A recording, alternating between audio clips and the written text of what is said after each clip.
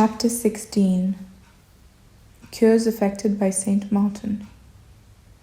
Moreover, the gift of accomplishing cures was so largely possessed by Saint Martin that scarcely any sick person came to him for assistance without being at once restored to health. This will clearly appear from the following example. A certain girl at Treves was so completely prostrated by a terrible paralysis that for a long time she had been quite unable to make use of her body for any purpose, and being, as it were, already dead, only the smallest breath of life still seemed to remain in her.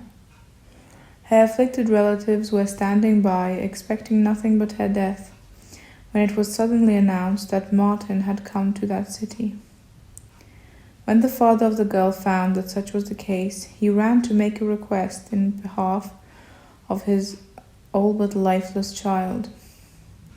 It happened that Martin had already entered the church.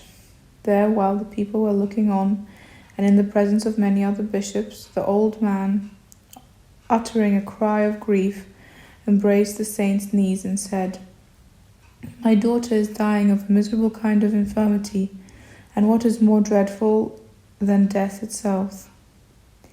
She is now alive only in the spirit, her flesh being already dead before the time. I beseech thee to go to her and give her thy blessing, for I believe that through you she will be restored to health."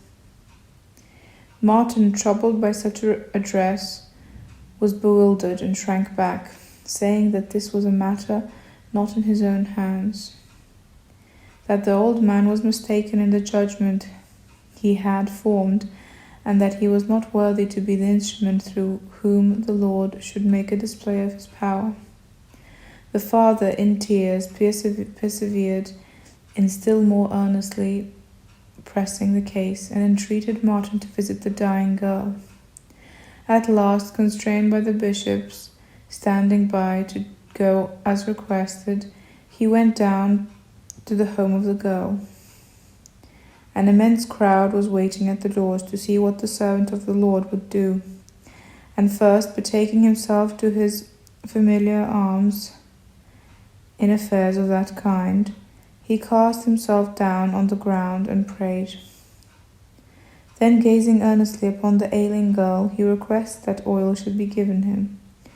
After he had received and blessed this, he poured the powerful sacred liquid into the mouth of the girl, and immediately her voice returned to her.